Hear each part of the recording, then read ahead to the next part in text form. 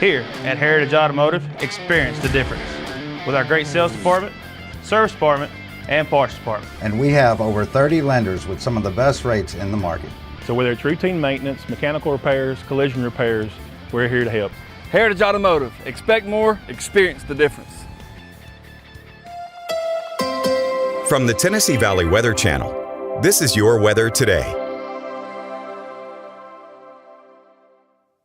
Good Friday morning to you. I'm Kelly Rawson here in the Weather Center alongside Ben Luna for this special live edition of Your Weather Today. We have a very important and serious threat to tell you guys about. We've been telling you about all week. We have the potential for severe weather both Friday night as well as Saturday. In fact, things are just continue to trend in the direction that we do not want to see. In fact, we are officially on the brinks of what could possibly be a tornado outbreak here in the Tennessee Valley. We will have every single piece of information that you need to know here in this special live morning weather update. Again, Ben Luna is here with me. He will go through the forecast here in just a moment. I will cover what's going on right now here in the Tennessee Valley, as well as some safety tips towards the end of this live update. So I'm going to go ahead and walk you through some of our Arctic Air sky cams at this 7 o'clock hour this morning. We are looking like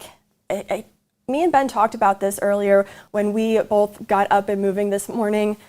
We can already tell that it's very, very muggy this Friday morning. Again, we aren't expecting any sort of severe weather until tonight at the earliest, after about 9 or 10 p.m.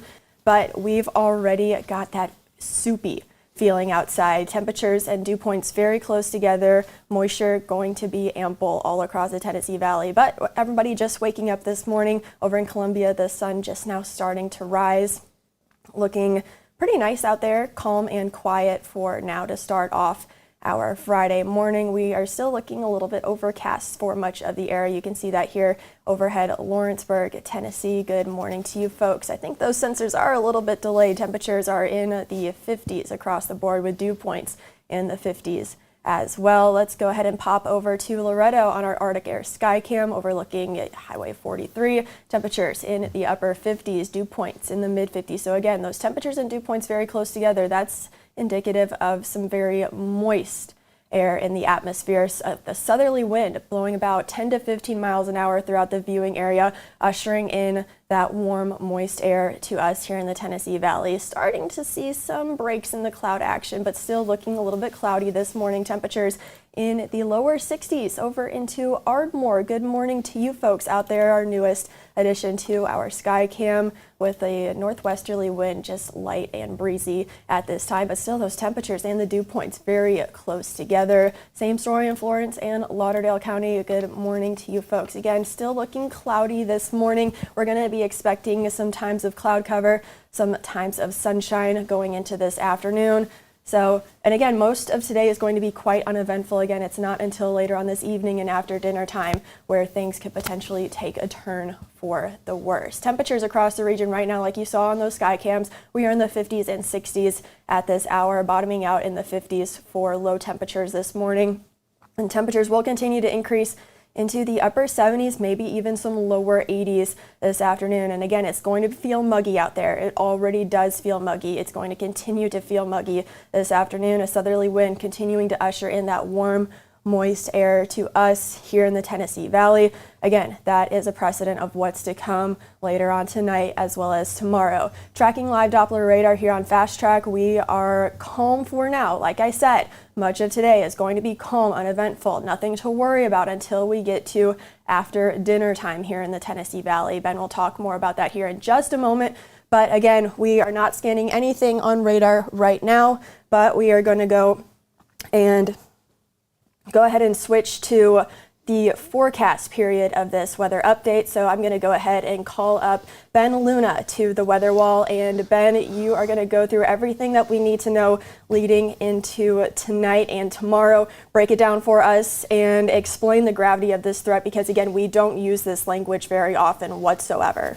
No, and Kelly is right. We do not typically sound the alarm to this caliber, but everything that we're seeing with model data, and especially with analogs, okay? An analog is where computer forecast models will look and say, okay, the last time that this setup happened was on these particular dates. And this is a routine thing for us because that's part of forecasting, is the last time you had these conditions, what happened? That's where great climatology comes into play. And so we're able to take and create a forecast based on what happened before when this checkbox was marked, and this one, and this one as well. And some of the dates that are comparing with the models based on what we think will happen are dates that we don't want to remember, but we very much do. And so we're going to take you through this and, just break it down and show you what's going to happen here over the course of the next few days. And hey, we'll get you through it. Now, starting tonight, as Kelly said, we do have a possibility for overnight strong to severe storms. We have a lot of energy, a lot of soup in the atmosphere for these storms to feed on. And as we head through the next 24 hours, things are going to be very, very active. And unfortunately, the window for that actually opens late this evening. And for round one, if you will, that's going to stay open through the first part of Saturday, say at around morning hours on Saturday. So here's the severe weather threat as we head through this evening and into tomorrow. General timing, maybe starting about 9 p.m. for areas on the west side of the Tennessee Valley, parts of Mississippi and West Tennessee.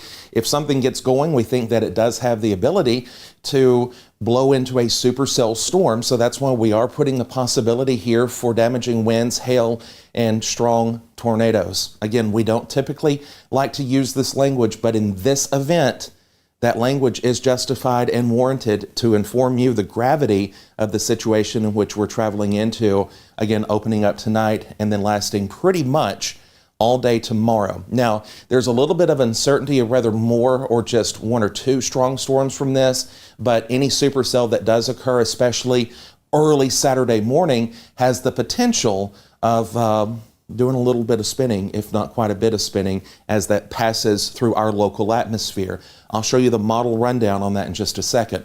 And then kind of the feature event. This is tomorrow, and I think for the first time in Tennessee Valley Weather's 5-year history, this is one of the first, if not the first time, that we have actually used the language straight out on the air with a potential tornado outbreak as we look ahead to tomorrow. Off the top, are there any inhibiting features or factors to this? We're human, and ultimately we do the very best job we can. I think there might be one or two things that could shift a little bit, but ultimately, if things play out the way that we really think they will, and if we have that available energy and the cap of roads here for tomorrow, then anything that gets going will definitely stay going. And that's where we do have the potential for long track tornadoes, not just one, but multiple. We also have thunderstorms that will produce damaging winds, hail, and flooding rain. I don't think we've communicated that part just at the top of the list here over the past few days. Every member of the weather team does a fantastic job, but we also want to really stress at this point too that we have a hail potential and a flood potential for tomorrow as well. Now we do need some rainfall, but those low water areas that flood very, very easily, that's going to be something that we have to watch because we will likely see several inches of rain dumped on top of us within a matter of just a few hours moving into Saturday. So here's the conditions for today. Up until this point, we're pretty much calm all day long with a mix of clouds and sunshine. It's not until that we look ahead into the evening and overnight hours, say really beginning with the potential, now there's the potential that this backs up into later tonight, but all the model data that I've been looking at has done a good job of putting this into Saturday morning. Here's the projection at about 2 tomorrow, and notice how the model is shaping some of these storms. That's an alarm to us to say, okay, there's a lot of spin in the atmosphere, so once these things get going, we're going to have to watch them very carefully as they move across Middle Tennessee and North Alabama. Now, by around 6 tomorrow or sunrise, we'll have maybe a smidgen of a break, not much, but just a little bit, that'll take us back here to maybe a few little spotty showers, maybe some thunderstorms back off to the south of our viewing area. And then by around 10 to noon tomorrow, we're going to enter into that feature event. Things will really start to fire up. And when I say feature, the time frame that I'm most concerned and just to be straight out and honest with you, worried about is going to be this time frame, beginning late morning Saturday, straight through the afternoon to the early evening. This is round 2, and then we'll have one more round I'll show you in just a second. But notice again how things look very cellular in nature. This is a likely outbreak of supercells that have the potential of blowing into tornadoes. And now this really gets going between 2 and 4 tomorrow as these storms, and these are helicity tracks, which indicate the potential, the most likely areas where there will be spin in the atmosphere as the storm moves through. This is not anything that we've drawn. This is computer model data that has actually proven over the years of being very accurate. So we'll be watching that carefully, but know that we will have a supercell potential, a broken line of supercells here at some point from 10 until about, give or take, maybe 7, 8, 9 tomorrow night. And then round 3, this is the closure of the event, is going to be the actual cold front that crosses. I don't expect any severe weather here. This is just going to be some rain that moves through the area again into early Sunday morning. And that's going to seal the deal. That'll stabilize the atmosphere and things will be over. So here's a breakdown on what we think. We do think that there is a significant risk of tornadoes and high wind damage across the area. We are going to see some hail without the shadow of a doubt, and we do have the flooding potential across the region with the very good likelihood that we could pick up between 2 and 4 inches of rain during this time frame. That's why we are in alert mode now on the Tennessee Valley Weather Channel, and we will be fully staffed around the clock until the threat is over. We will have folks here, degreed, certified meteorologists, to keep you informed in southern Middle Tennessee, northwest Alabama, and northeast Mississippi until this event is over. We are pulling every possible resource that we have. We are praying about this. We are doing everything that we possibly can do to make sure that the word is communicated to you on how this is playing out. And so I cannot stress enough, please take this serious. Please be weather aware. If you have listened to me over the years, and I've been doing this for a long time, please take every precaution with this event. This has the potential to be something historic if everything falls into place. I'm not trying to scare you. I'm being honest with you. I am concerned. I am concerned about the safety of the people that work with me here. I'm concerned about the safety of my family and my friends, and you need to be as well. The good news, most of this happens during the day or the early evening. We will clear out after that final round early Sunday morning. By Sunday afternoon, we are clear, 60 degrees for the high. We're back looking good Monday and Tuesday, 63, 71 there. We do pick up a chance for a few thunder showers, though, as we move toward Wednesday of next week. Notice temperatures back on the warming trend with highs in the 70s and then cooling off again as we peek ahead into your Thursday. That is all that I have for now from the weather wall. We will go back to Kelly with more information on what is to come for how you can keep you and your family safe. Thank you, Ben. And again, just notice the language that we're using. Again, like Ben said, this is language that we do not typically use. We reserve this for the highest of threats, at least to our threshold. And again, we just want you safe. We want your family and friends and loved ones safe. That's why we are communicating this with the utmost seriousness, with the tone of our voices. We don't want to scare you, but you do need to be prepared at this point for a possible tornado outbreak heading into Saturday, especially during the afternoon here in the Tennessee Valley. All of that being said, there are so many ways that you can prepare and to best keep you and your family safe in the event of the worst case scenario. Being prepared is key.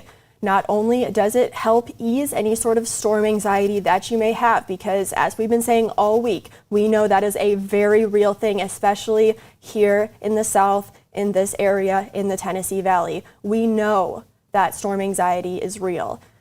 Be prepared, and being prepared and getting yourself prepared and having a plan can not only ease that anxiety, but it also can give you some confidence that when and if you have to execute that plan, it is, again, your best practice to be safe heading into tomorrow. Again, the very early morning hours through the afternoon, through the evening. Like Ben said, unfortunately, this is not a one and done type event.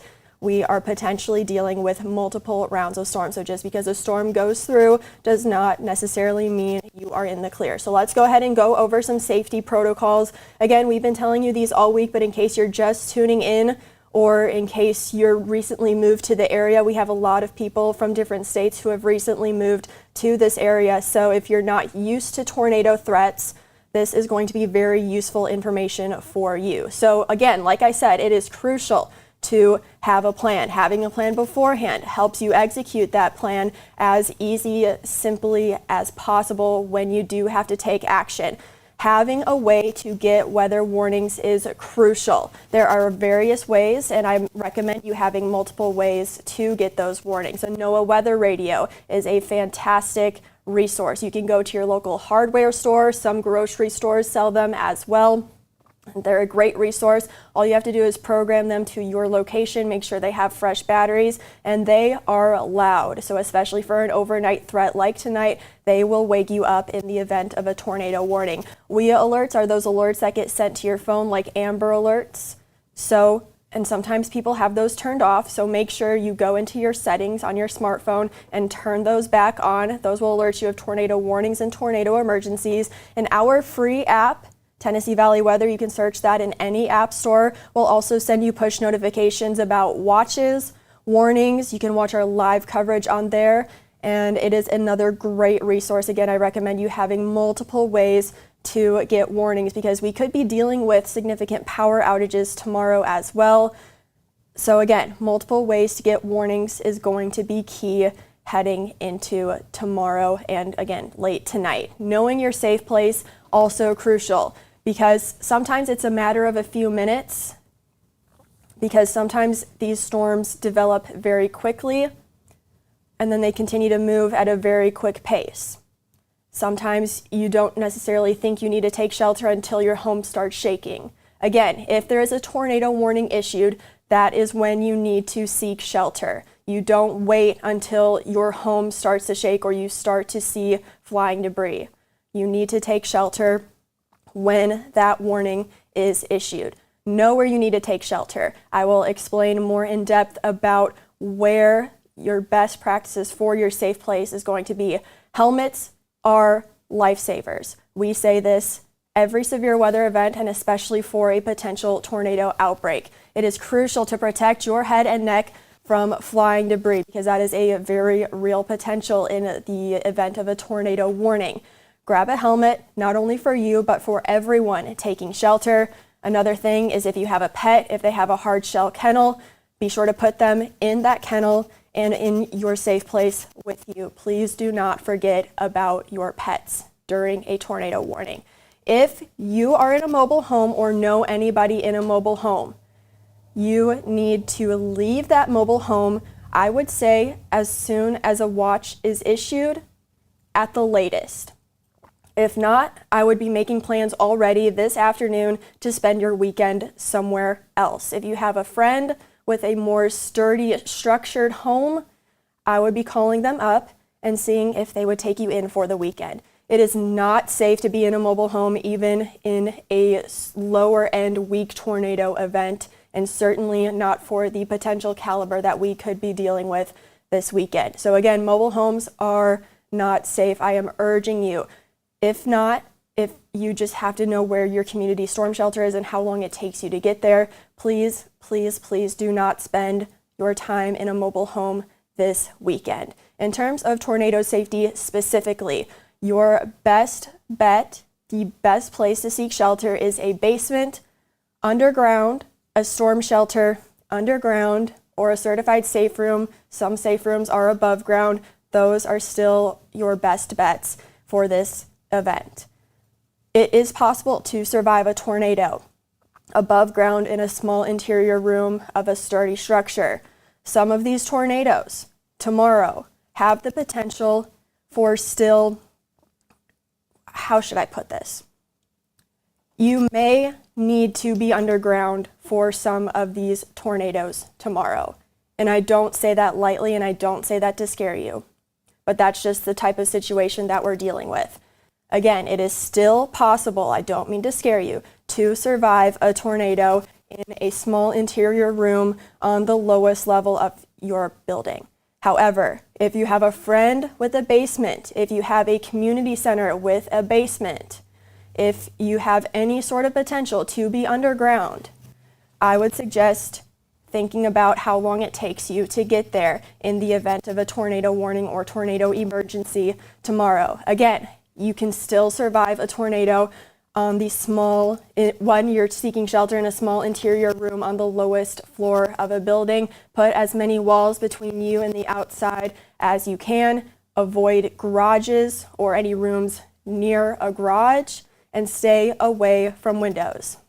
Protect your head from flying debris. Again, helmets save lives. If you don't have a helmet or the store is out of helmets, you can use a pot from your kitchen. You can grab that in less than 30 seconds. You can use a thick textbook.